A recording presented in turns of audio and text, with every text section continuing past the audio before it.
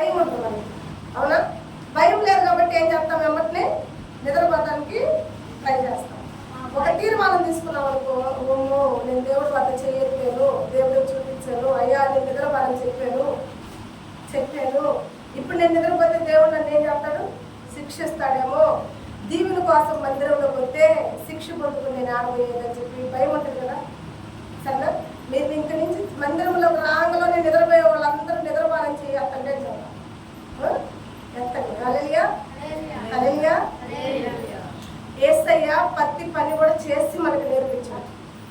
ఇప్పుడు ఉదాహరణకు మనం చెప్తున్నా, మన పిల్లలకి ఏదైనా పని చేయాలి, ఆ పిల్లలు నేర్చుకోవాలంటే మొదట మనం ఏం చేయాలి, ఆ పని మనం చేసి వాళ్ళకి నేర్పించాలి. అవునా? నువ్వు చేసి ఆ పిల్లలకి నేర్పించావనుకో, ఆ పిల్లలకు నువ్వు చెప్పే మాటలు చక్కగా అర్థమవుతుంది. అవునా? అదిగా వాళ్ళు చూస్తారు కాబట్టి నువ్వు చేస్తుంది. అవునా? చూస్తారు కాబట్టి అదే విధంగా చేయడానికి వాళ్ళు కూడా ఇష్టపడతారు. కాబట్టి యేసయ్య ఏం చేశారంటే ప్రతి పని కూడా ఆయన చేసి మనల్ని చేయమంటున్నాడు. ఆయన చేసి మనల్ని ఏం చేయమంటున్నాడు, చేయమని చెప్తున్నాడు. అవునా? ఆయన చేయకుండా ఏ పని మనల్ని చేయమని చెప్పాడా? శత్రువుని ఆయన ప్రేమించాడు కాబట్టి మనల్ని ప్రేమించమని చెప్పాడు. అవునా? శ్రమలు ఆయన పడ్డాడు కాబట్టి మనల్ని పడమని చెప్తున్నాడు. అవునా కదా? శ్రమలు వెనక ఆయన గొప్ప బహుమతి పొందుకున్నాడు కాబట్టి మనకు కూడా బహుమతి ఉందని చెప్తున్నాడు. అవునా కదా? ఆయన చేసినవన్నీ మనకు చెప్తున్నాడు. ఎందుకంటే ఆయన పొందుకున్న బహుమతిలో మనం కూడా పొందుకుంటాం. ఆయన తన తండ్రి వద్దకి ఎలా వెళ్ళాడో మన తండ్రి వద్దకు మనం కూడా అలా వెళ్తాం. అర్థమవుతుందా? కాబట్టి ఆయన చేసి మనల్ని చేయమంటున్నాడు. మొదట మనం సంఘంలో ఏం చేయాలి? ఒకవేళ యేసయ్య ఎప్పుడైనా చర్చికి వెళ్ళాడా? చర్చికి వెళ్తే ఆయన ఏం చేశాడు? చర్చిలో చర్చికి ఆయన వెళ్తే ఆయన ఏం చేశాడు? చూడమ్మా, లోకాసు వార్తది ఒకసారి. లోకాసు వార్త 2వ అధ్యాయం 46వ వచనంలో, యేసు ప్రభుకి పెద్ద వయసు కూడా లేదు, అప్పుడు చిన్న పిల్లలు మీరు అందరూ వినండి, మీకు మంచి బహుమతులు బాగా చేయకుండా మీ అంత వయసు కూడా లేదు యేసు ప్రభుకి. మీకు ఇప్పుడు ఒక్కొక్కరికి 10 సంవత్సరాల నుండి 7 రోజులకి అంత కూడా లేదు. యేసయ్యకి 8 సంవత్సరాలు ఆ మధ్యలో ఉంటాయి. 8 సంవత్సరాలు ఆ మధ్యలో ఆ ఊరికి పండగకి వెళ్ళారు. యేసు ప్రభు తండ్రి, వాళ్ళ అమ్మాయిన మరియా, ముగ్గురు కలిసి పండగకి వెళ్ళారంట. అది పులిని రొట్టెల పండగ అవ్వచ్చు, బస్కా పండగ అవ్వచ్చు, ఏదో పండగ. సరేనా? పండగకి అయితే వెళ్ళారు. పండగకి వెళ్ళి తిరిగి మరలా వీళ్ళు ఇంటికి వెళ్తున్నప్పుడు ఏమైందంటే యేసు ప్రభు వెళ్ళలేదన్న. తల్లిదండ్రులతో కలిసి యేసు ప్రభు మరలా వెళ్ళాల. వీడు చూసుకోవాలా, తల్లిదండ్రులు చూసుకోవాలా. చాలా దూరం ప్రయాణం చేశారు తల్లిదండ్రులు. ప్రయాణం చేసినాక 3 దినముల తర్వాత యేసు ప్రభుని చూసేది. పిల్లోడేట్రా నిన్నటిదాకా పిల్లోడు మనతోనే ఉన్నాడు అనుకున్నాం, ఏసేపు కాడున్నాడని మరియా అనుకుంది, మరియా కాడున్నాడని ఏసేపు అనుకుంది. ఏసేపు ఏమో మా తమ్ముడు కాడున్నాడనో, మా అక్కయ్య కాడున్నాడనో, వాళ్ళ కాడున్నాడో, వీళ్ళ కాడ ఇట్లా ఉంటారు కదా. ఇలా ఒకరి కాడ ఒకరు ఉండాలి అనుకున్నారు కానీ అసలు లేడు ఆడ. అసలు ఆయన వాళ్ళతోటి లేడు. ఆయన ఎందుకు ఆగాడా? ఏం కారణం చెప్పరాగాడు, ఎందుకు ఆగాడు అని చెప్తాను. దేవాలయానికి వెళ్ళాడంట ఆయన. ఎక్కడికి వెళ్ళాడు? దేవాలయానికి వెళ్ళాడు. ఎందుకు దేవాలయానికి? ఇప్పుడు మీరు అందరూ ఎందుకు వచ్చారు? పాటలు పట్టడానికి, వాక్యం వింటానికి. అవునా? యేసు ప్రభు చిన్న బాలుడిగా ఉన్నప్పుడే ఆయన సంకల్పం చూడండి, నేటి తరం నేర్చుకోవాలి మనం. ఆయన చూసి మనం పాటించాలి వాటిని. అవునా కదా? ఆయన బాలుడిగా ఉన్నప్పుడే ఆలయాన్ని వెతికాడంట. దేవుడికి మహిమ కలుగును గాక. కొట్లెత్తుకున్నాడా?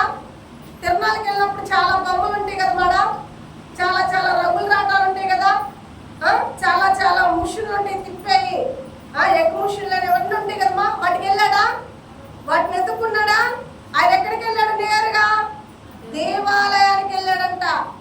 దేవాలయానికి వెళ్ళి ఆయన ఏం చేస్తున్నాడు? చదవమ్మా.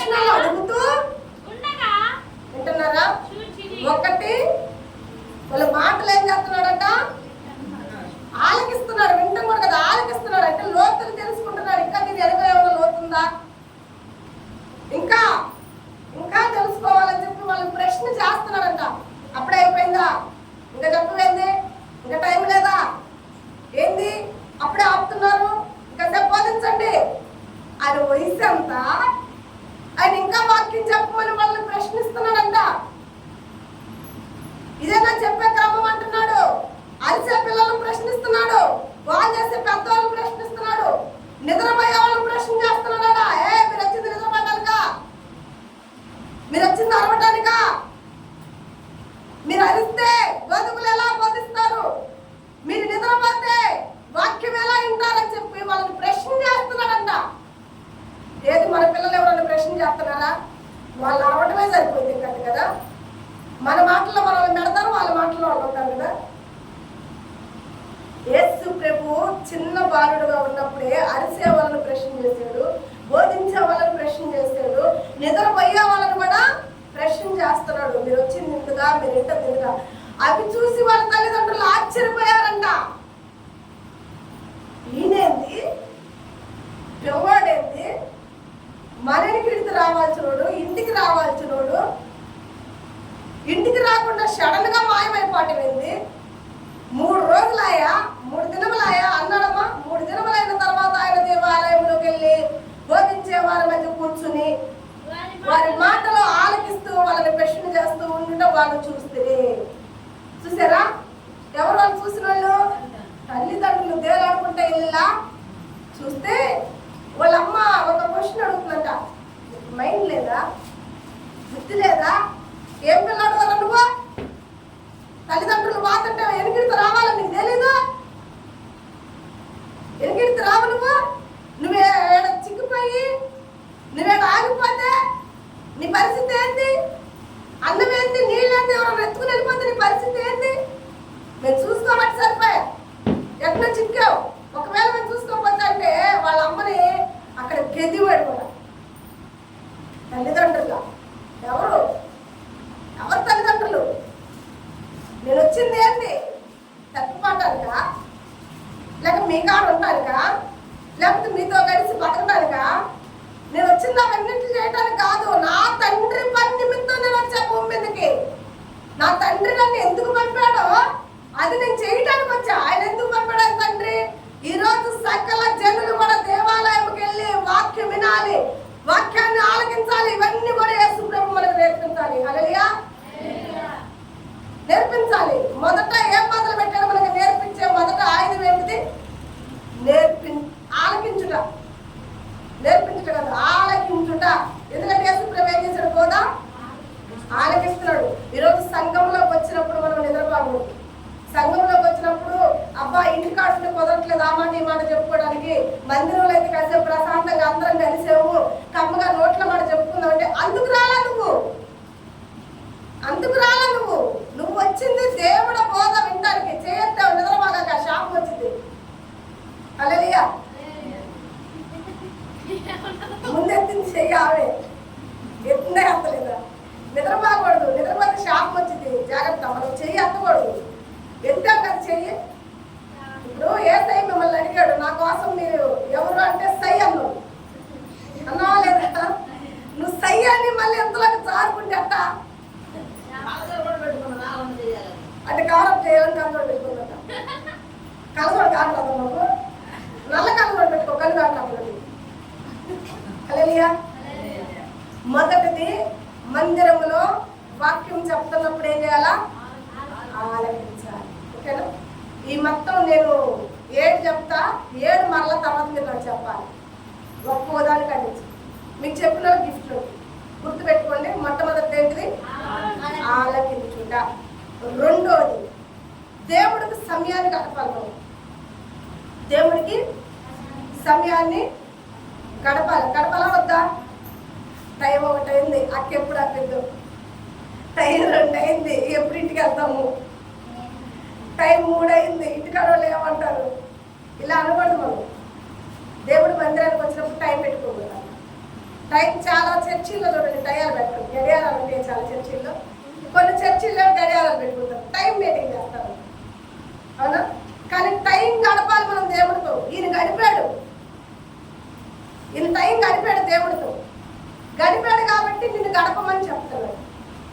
దేవుడితో సహవాసం చూడండి. మనకి ఇష్టమైనంత మాట్లాడుతుంటే అబ్బా నీతో మాట్లాడుతున్న టైమే తెలియదు నాకు అంటుంటాం. అవునా కదా? నీ పక్కన నేనుంటే, నీతో నేనుంటే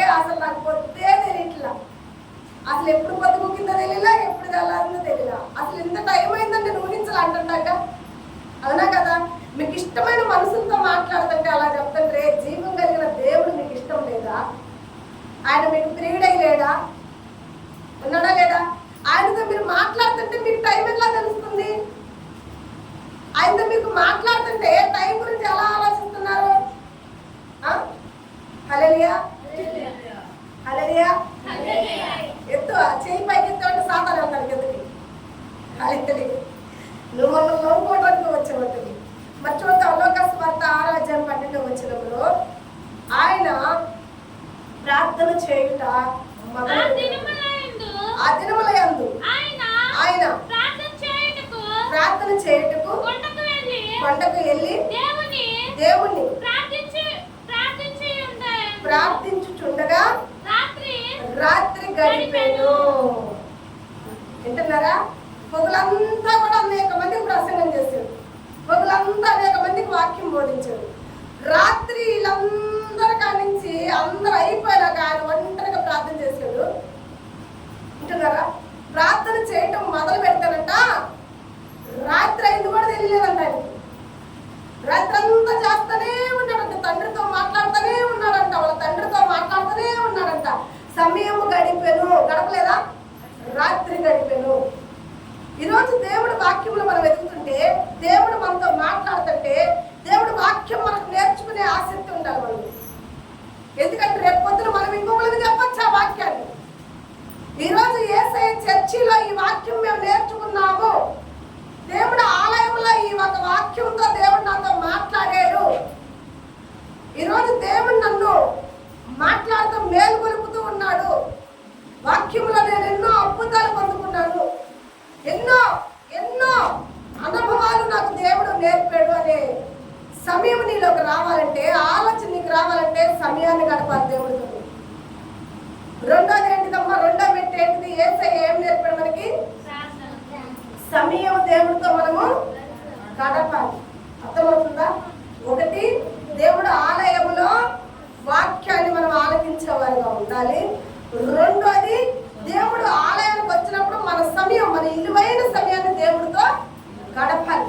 దేవుడి కన్నా విలువైంది మనకి ఏది లేదు. మనం రాత్రంతా ప్రయాసపడ్డా, పగలంతా ప్రయాసపడ్డా, నువ్వు నేను చేసేది ఏం లేదు. నీ ప్రయాస వ్యర్థం, నీ సంపాదన వ్యర్థం. కానీ ఆయనకి నువ్వు సమయం ఇచ్చిన ఎడలా ఆ సమయానికి లెక్క కట్టి చేతులిస్తాడు ఆయన. హల్లెలూయా. నువ్వు ఎంత సమయాన్ని దేవుడికి ఇస్తావో అంత సమయానికి ఆయన ఏం కట్టిస్తాడో నీకు లెక్క కట్టి ఆయన జీతం నీకు ఇస్తాడు. దాన్ని బట్టి నీకు ఆలయంలో వచ్చినప్పుడు మేలా కీడా? రెండో మెట్టు ఏంటిదమ్మా? సమయం దేవుడికి ఇవ్వాలి. హల్లెలూయా. మూడోది మనం చూసుకుందాం.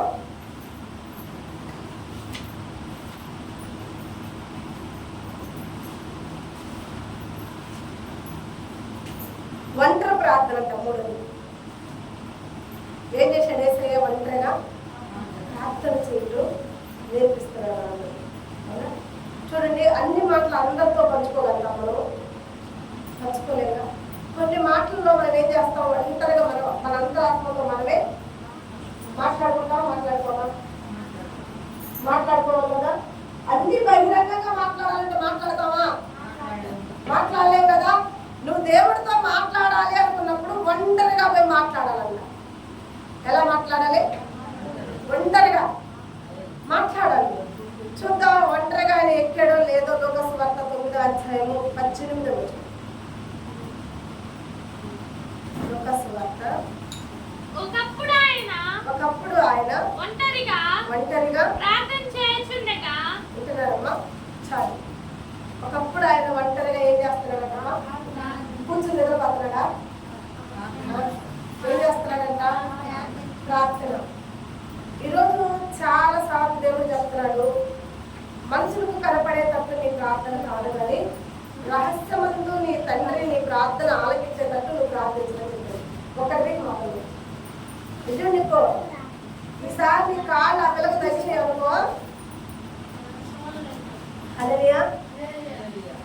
మనుషులకు కనపడేటట్టు ప్రార్థన కాదు, ఒంటరి ప్రార్థన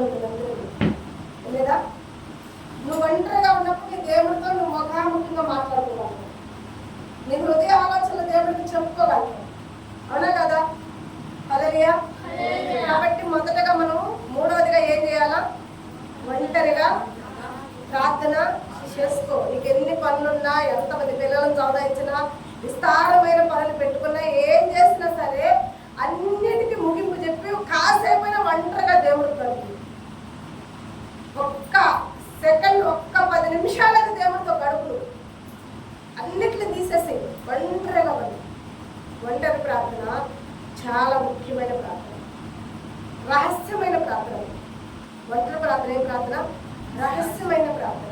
రహస్యమంతం చేస్తున్న ప్రార్థనకి ప్రతిఫలం ఉందని బైబిల్ చదువుతుంది. అవునా కదా? నువ్వు రహస్యమందు ప్రార్థించినప్పుడు నీ రహస్యమందు చూస్తున్న నీ తండ్రి నీకు ప్రతిఫలం ఇచ్చిందా? ఉందా?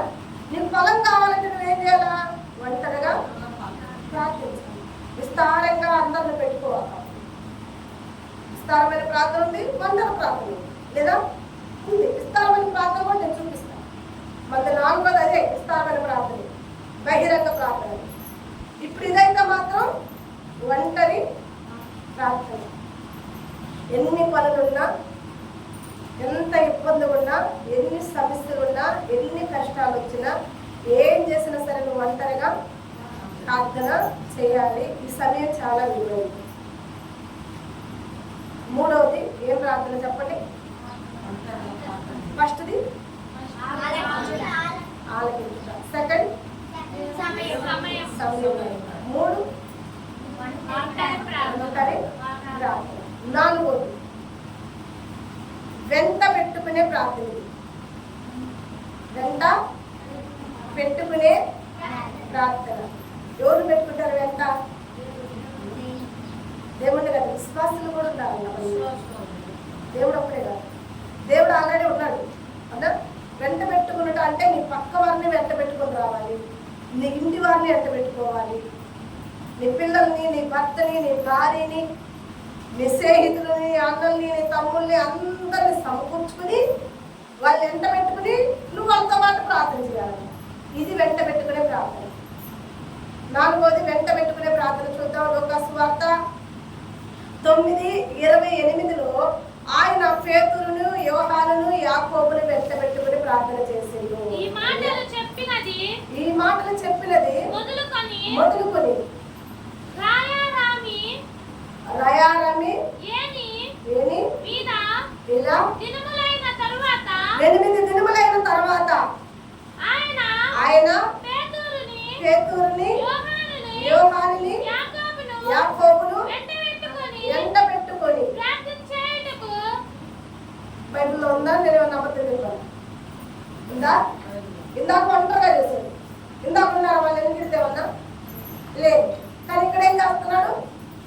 ఇందాక ఒంటరి ప్రార్థన నేర్పాడు మనకి, ఇక్కడ వెంట పెట్టుకునే ప్రార్థన నేర్పిస్తున్నాడు. ఎందుకంటే ఇది ఒకరి భారం ఒకరు మోసుకునే ప్రార్థన, ఒకరి కొరకు ఒకరు ప్రార్థించాలి. అవునా? నీకు ఏదైనా ధనము, ఏదైనా డబ్బు, ఏదైనా వచ్చినారంటే ఒంటరిగా రహస్యంగా దాచుకో. నీకు ఏదైనా భారం ఉందనుకో పక్కన తీసుకుని పంచుకోవాలి. నువ్వు మొయ్యలేని భారం ఏం చేయాలా? నీ కుండల్లో ఒక్కదనం మోసావు, ఒక్కడమే మోసావు, చాలా బాధ కలిగింది. అప్పుడు ఇంకా నువ్వు మొయ్యలేవు. అలాంటప్పుడు ఏం చేయాలా? నీకు ఆత్మీయతలైన వారు, నీకు అనుకూలమైన వారు, నీ హృదయానికి దగ్గర కలిగిన వాళ్ళకి ఎమ్మటినే నీ హృదయం పడతాడు. వాళ్ళు చెప్పు వాళ్ళతో పంచుకో అనిద్దా అనదా? ఆ కడుపులో బాధ వాళ్ళకి చెప్పినప్పుడు, వాళ్ళు ఏదైనా సొల్యూషన్ నీకు ఇచ్చినప్పుడు, నీకు నువ్వు ధైర్యపరిచినప్పుడు కాస్త నీకేమనిపించింది? ప్రాణం నిమ్మలం అనిపించింది. అవునా? కాబట్టి వెంట పెట్టుకునే ప్రార్థనలో ఇలాంటి నెమ్మది కలిగింది అనమాట. ఇతరులను తీసుకుని వెళ్ళి వాళ్ళని పెట్టుకుని ఏం చేయాలా? నీ కష్టం వాళ్ళకి, వాళ్ళ కష్టం నీకు చెప్పుకుని ఒకరి కష్టం నిమిత్తం ఒకరి భారాన్ని దించుకోవాలి. వాళ్ళకి మనం ధైర్యం చెప్పాలి, మనకు వాళ్ళ ధైర్యం చెప్పాలా. కాబట్టి ఎంట పెట్టుకుని చేసుకోవాలి ఒకరికొకరు ప్రార్థన. 4వ ప్రార్థన ఏంటమ్మా? వెంట పెట్టుకునే ప్రార్థన. ఇక్కడ ఉంది మనం ఎంతమంది? కొద్దిమందిని.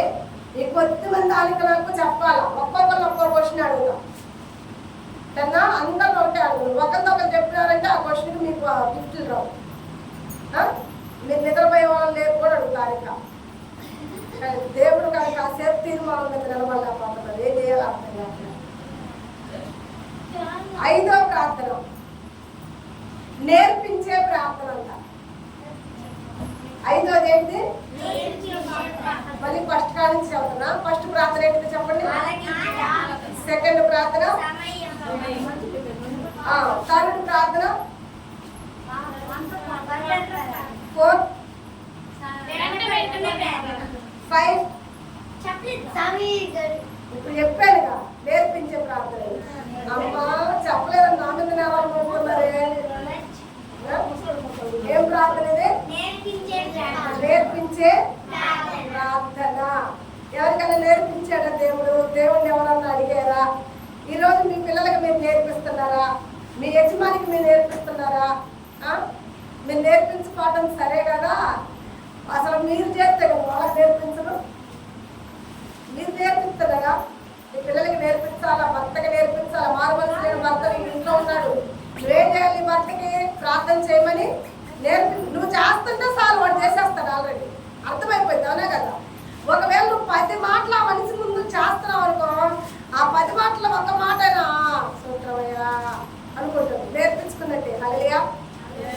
బహిరంగంగా అనుకోవడా, మనసులో అనుకుంటాడు అనుకోడా? అనుకుంటాడు కదా. కాబట్టి మనం ఏం చేయాలా? నేర్పించాలి. యేసు ప్రభు తన శిశువులు వచ్చి ఎక్కడ తన ఒక లింక్ అంటే లూకా సువార్త 11వ వచనంలో యేసు ప్రభు తన శిశువులు వచ్చి, అయ్యా యోహాను తన శిశువులకు ప్రార్థన ఆయన ఒక చోట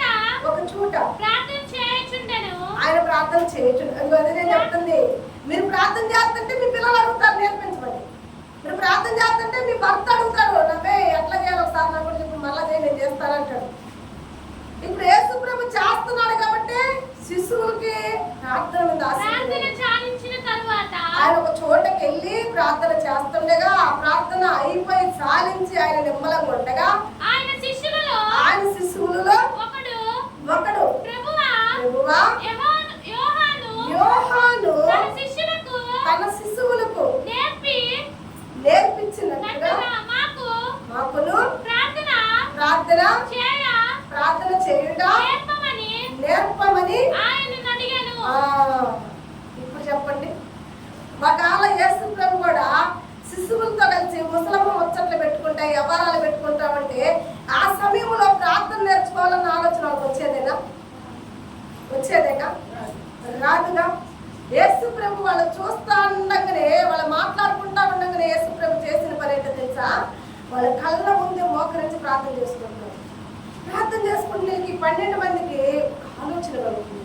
అరే మనం వ్యర్థంగా టైం గడుపుతున్నాం. అరే బోధకుడు చూడండి చక్కగా ప్రార్థన చేసుకుంటున్నాడు, ఎంత చక్కగా దేవుడికి ప్రార్థిస్తున్నాడు. అరే అవునరా, ప్రార్థన నేర్చుకోవాలని యోహాను కూడా ఇంతకుముందు చెప్పాడు అందరికి. బాప్టిస్ట్ ఇస్తా అందరితో అదే చెప్పాడు యోహాను. వద్ద శిశువులు కూడా ప్రార్థన నేర్చుకున్నారా? యోహాను నేర్పించడానికి మనం కూడా మన బోధకుడిని అడగచ్చరా?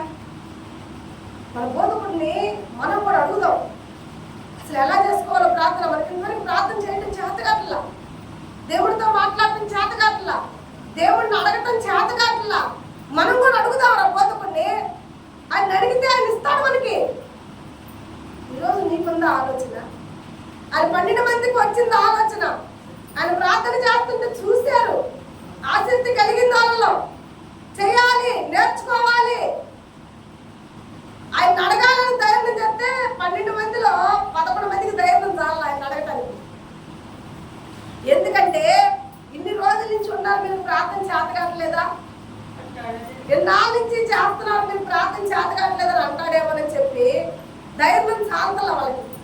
వీళ్ళు మొత్తం కలిసి యోహాన్ అనే ఒక శిశువుడు ఉన్నాడు, యేసయ్యకి పిల్ల దగ్గరగా ఉంటాడు. ఆ యోహాన్ మీ అందరికి కూడా తెలుసు.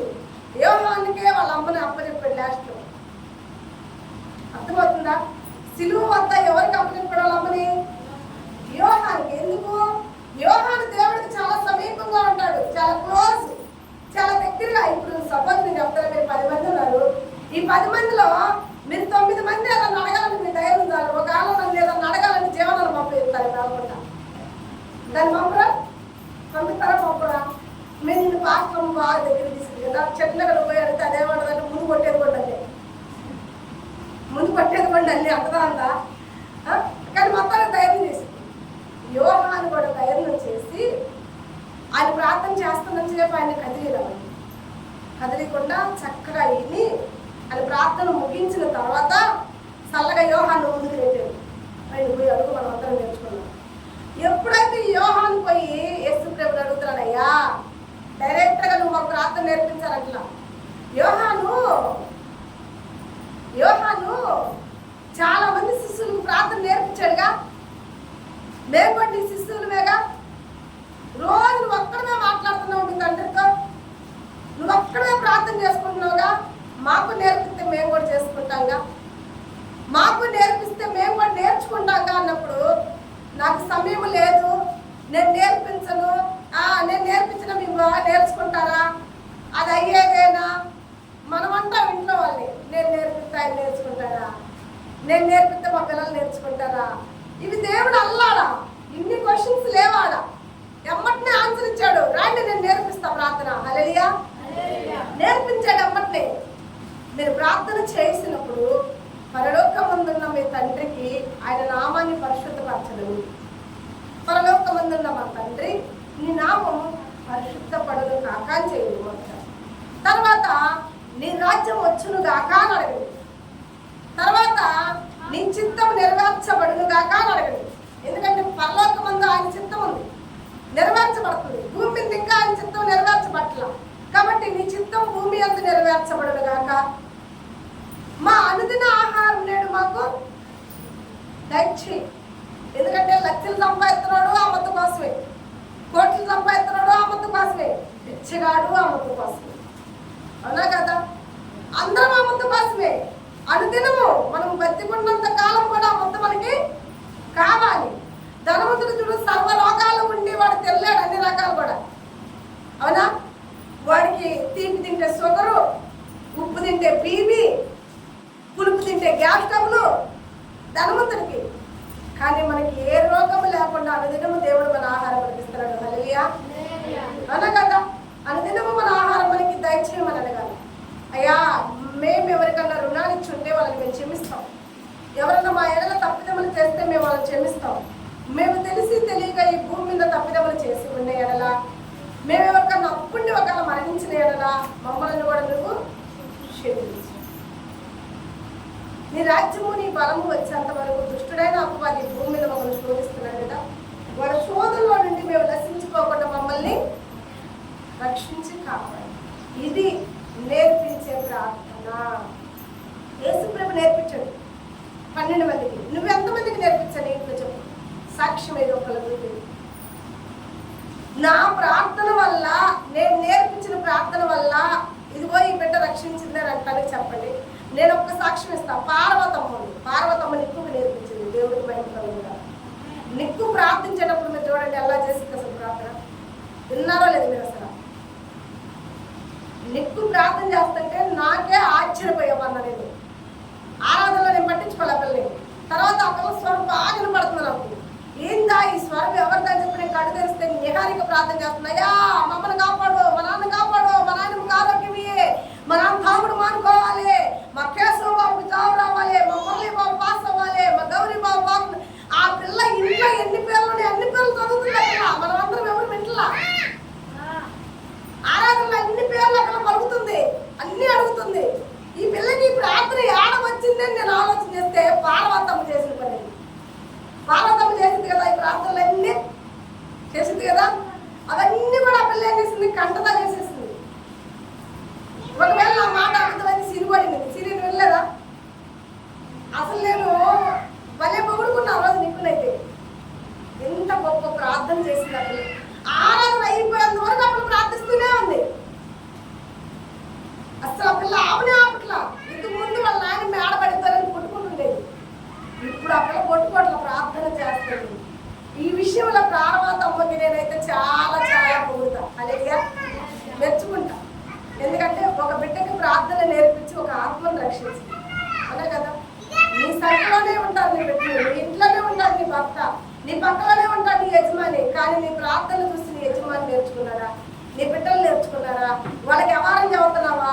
ప్రార్థన చేస్తున్నావా? నువ్వు చెప్పబడిలా, నువ్వు చేస్తుంటే వాళ్ళకే ఆసక్తి కలిగిద్దేమో. అవునా? ఎన్నోది ప్రార్థన నేర్పించేది? ఎన్నోది? ఐదోదా? ఐదోదేనా? సరే. ఆరోది ఏంటిది? అంతే కదా, చెప్తేనే కదా తెలిసేది. చెప్పి చెప్పడమే కష్టం, నిజాలంతా బాగుంటాము చదువు.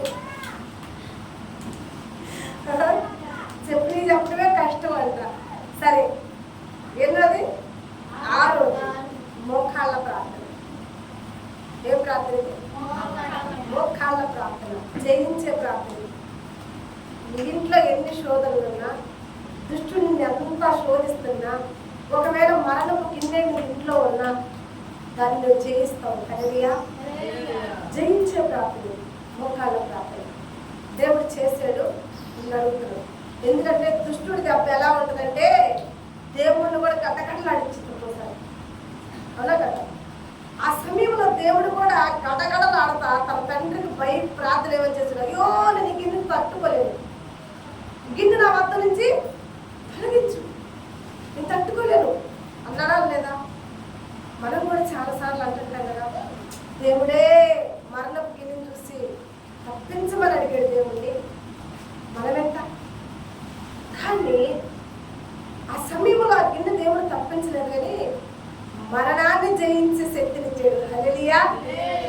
మరణాన్ని జయించలేదా యేసయ్య? మరణం యేసయ్యని దాపెట్టిందా? 3 రోజులు దాపెట్టేళ్ళకి ఇక మరణం అంది, వారి దండవరా నాయన, నువ్వు నాకాడ తెలిపో అంది. హల్లెలూయా.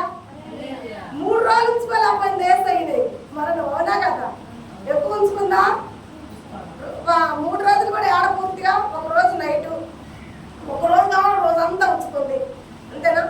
3వ రోజు ఏ కుంజామని వదిలేసింది, బయటికి వెళ్ళిపోతే దండం పెడతాను ఆయన అంది. హల్లెలూయా. మోకాళ్ళ ప్రార్థనలో పవర్ అలా ఉంటుంది. ఆ ప్రార్థనలో పవర్ ఎలా ఉంటుందంటే మరణము కూడా తన కడుపులో మనల్ని ఉంచుకోలేదంట. భూమి కూడా తన నేలలో మనల్ని ఉంచుకోదు. సాతాను దాపెట్టుకోవాలని గట్టిగా వాటేసుకుంటాడు, కానీ సాతాను పట్టుకోలేడు. హల్లెలూయా. పట్టుకోలేక వదిలిపెడతాడు. అవునా కదా? వదిలిపెట్టాడు. మోకాళ్ళ ప్రార్థన. లూకాసు వార్త 22వ అధ్యాయము 42వ వచనం. యేసు తన శిశువులతో కలిసి వారి వద్ద నుండి రాత్రి వేళ దూరము వెళ్ళి, అమ్మ వింటున్నారా? ఏం చేశారు ఇక్కడ? మోకాళ్ళు అని, తండ్రి ఈ గిన్నె నా వద్ద నుండి తొలగించుటకు అయ్యా, సిలువు దగ్గరకు వచ్చింది, ఇక సిలువు ఎక్కిస్తాను, నన్ను ఘోరంగా కొడతారు, నన్ను కొరడా తీసుకుని. ఉదాహరణకు నేను ఒక మాట చెప్తున్నా. పిల్లలు కూర్చోవాలి, మీరంతా కూర్చోండి. మీ పిల్లలు కర్ర తీసుకుని మీ మమ్మీ వాళ్ళు కొడుతున్నప్పుడు మీకేమనిపించింది? మా అమ్మ కొట్టకుండా ఉంటే బాగుండు, మా అమ్మ కొట్టకుండా ఉంటే బాగుండు, మా అమ్మ పోయి మా నాన్నకి చెప్పకుండా ఉంటే బాగుండు, మా నాన్న నన్ను కొట్టకుండా ఉంటే బాగుండు అనుకుంటారా అనుకోరా? ఇప్పుడు యేసయ్య కూడా మరణం దగ్గరికి వచ్చేసరికి వాళ్ళ నాన్న ఏమడుగుతున్నాడంటే, నా తండ్రి అమ్మో వాళ్ళు ఘోరంగా, అది తలుసుకుంటేనే నాకు భయం వేస్తుంది, తొలగించచ్చుగా ఇది నా కాడి నుంచి అన్నాడు. మళ్ళా ఏమన్నాడంటే, వద్దులే, నేను వచ్చింది దీని కొరకేగా, నీకు ఇష్టమైతే. తండ్రికి గిన్నె తొలగించడం ఇష్టం లేదు వాస్తవంగా, ఎందుకంటే ఇత్తనం సస్తేనే కదా బతికేది. అవునా కదమ్మా? అది సస్తే బతికిద్దని మనందరికి తెలిసే కదా గొంత తీసి గొంతలో పెట్టేది.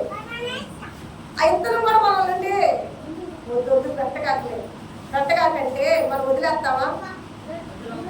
ఇత్తనాన్ని చెప్తాం కదా, ఏమని చెప్తామంటే, అమ్మ నేను లోపల పెడితే నీకు ఇత్తనం అనే రూపం పోయిద్ది, నిన్ను అంటుకుని ఉన్న ఇత్తనం అనే శరీరం పోయిద్ది, నూతన శరీరం నీకు వచ్చింది, పచ్చని మొక్కగా, పచ్చని ఏరుగా నిన్ను పూడ్చిపెట్టిన ఈ నేలను చీల్చుకుని నువ్వు బయటకు వస్తావు. మనకు తెలుసా తెలీదా? తండ్రికి కూడా తెలుసు. కాబట్టి ఆ గిన్నె తొలగించలేదు. మరణం ఆ దేవుణ్ణి ఆపలేకపోయింది.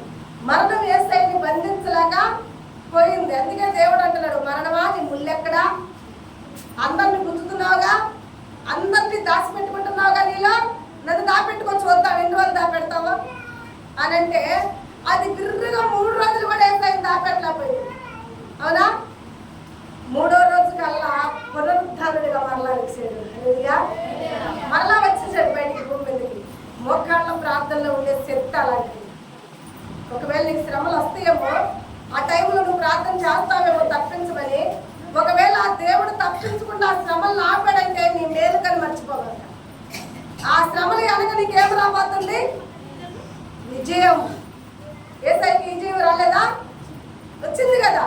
కాబట్టి ఆ విజయం నీకు రావాలంటే కొంత నువ్వు బాధపడక తప్పదు, కొంత నువ్వు శోధింపక తప్పదు. కొంత నువ్వు బాధపడి కొంత నువ్వు శోధించిన ఎడల మీదట నువ్వేం పొందుకుంటావు అంటే నూతన కిరీటం పొందుకుంటావు. హల్లెలూయా.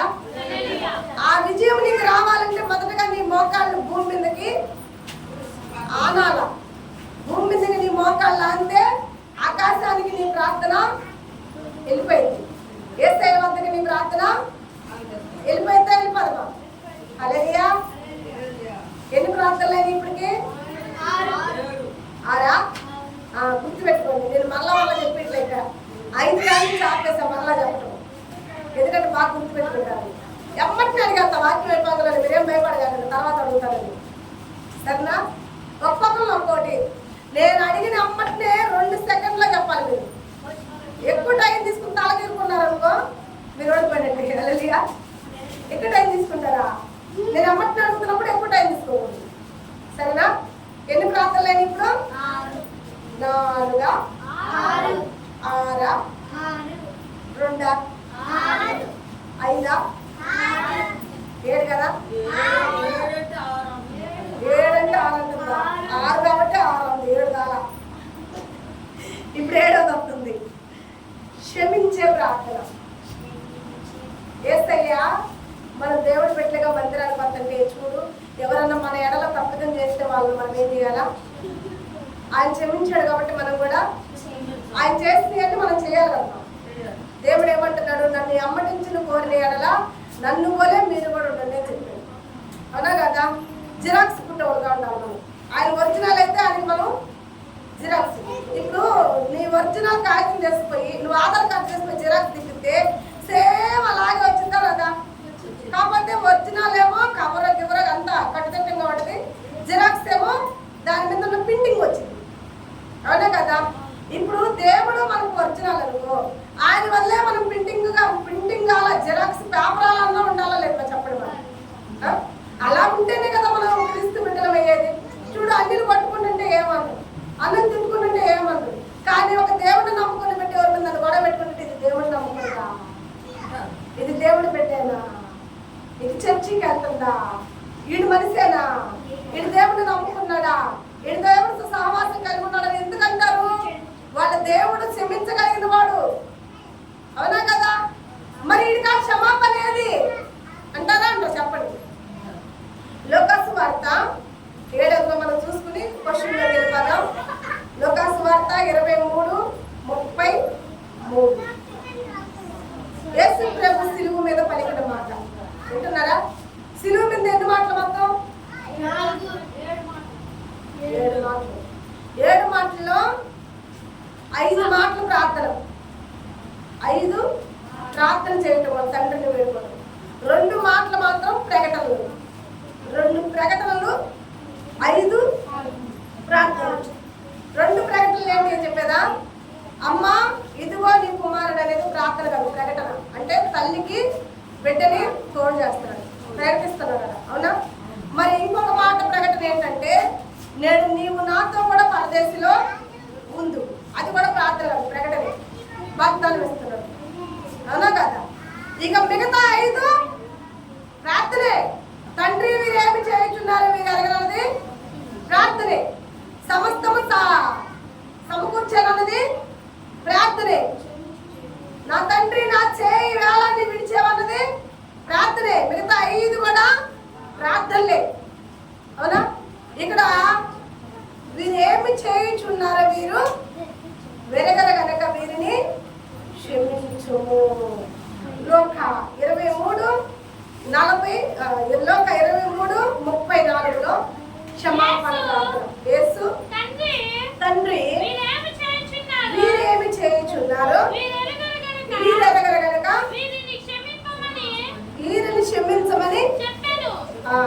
ఈరోజు మీ అమ్మ కాలే ఏం చేస్తుందో తెలియకపోతే నువ్వు ఎవరు క్షమిస్తున్నావా? ఒకవేళ మీ నాన్న నీ మీద కోపంగా ఉంటే నువ్వు క్షమిస్తున్నావా? ఒకవేళ మీ అన్నయ్య వాళ్ళు, మీ తమ్ముళ్ళు, మీ చెల్లెళ్ళు మీ మీద కోపంగా ఉంటే వాళ్ళని మీరు క్షమిస్తున్నారా? మీ పిల్లలు మీ ఎడల తప్పిదమ్మ ఉంటే వాళ్ళని మీరు క్షమిస్తున్నారా? క్షమించాలి కదా మనము. మన యేసయ్య క్షమించట్లేదా? నీ మీద కొంచెం కోపంగా ఉంటే మీ తల్లిదండ్రులు క్షమించలేవు. వీళ్ళేంది నన్ను ఇలా చూస్తున్నారు అనుకుంటావు, వీళ్ళేంది ఇలా బాధ పెడుతున్నారు అనుకుంటావు. కానీ యేసయ్యను కొట్టారు, వాళ్ళు ముళ్ళ కిరీటం పెట్టారు, సిలువేశారు, మొఖాను మూసారు, దొక్కలో పొడిచారు. అయినా యేసయ్య ఏమంటున్నాడు? తండ్రి పాపం వాళ్ళకి తెలియదు, తండ్రి పాపం వాళ్ళకి తెలియదులే, వాళ్ళని క్షమించు. తెలియని పిల్లలు చేసినా కానీ మీరు కడుతున్నారు, వాళ్ళు మీరు చూస్తున్నారు, మీరు క్షమిస్తున్నారా? చిన్న పిల్లలు కూడా జరుగుతుంటే యేసయ్య పెద్దలు కూడా ఏం చేస్తున్నాడు? ఇక్కడ క్షమిస్తున్నాడు. హల్లెలూయా. ఈరోజు 7 విధాలైన ప్రార్థనలు దేవుడు మీకు నేర్పాడు మందిరంలో. అవునా? ఒక్కసారి ఈ 7 నేను చదువుతున్నా, బాగా మైండ్ పెట్టుకోండి. ఒక్కొక్కరు ఒకటి ఉంటా. మొదటి ప్రార్థన వచ్చి యేసయ్య గోధుమల మధ్య కూర్చుని ప్రార్థన ఆలపించాడు. రెండవ ప్రార్థన వచ్చేసి రాత్రంతా సమయం చూసుకోకుండా దేవుడితో సమీపంగా ఉండి ప్రార్థన చేసింది.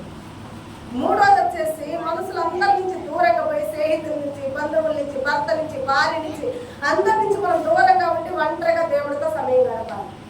నాలుగోది వచ్చేసి మన ఇంట్లో ఉన్న వారందరినీ కూడా మనం ఎంట పెట్టుకుని వారితో కలిసి మనము ప్రార్థన చేయాలి. ఐదోది వచ్చేసి మన భర్త కానీ, మారు మనసు లేని పిల్లలు కానీ, మారు మనసు లేని కుటుంబం కానీ ఉంటే వాళ్ళకి మనం ప్రార్థన నేర్పించాలి. ఆరోది వచ్చేసి అంతే జయించే ప్రార్థన, ఓకేనా? మోకాళ్ళ ప్రార్థన. ఏడోది వచ్చేసి క్షమించు. అమ్మా ఈడ క్వశ్చన్ ఇంకా చాలు. హల్లెలూయా. క్వశ్చన్ కరెక్ట్గా చెప్తారా? ప్రార్థన చేసుకోండి. మీరు గెలిచారని లక్కీ నెంబర్ మీదే.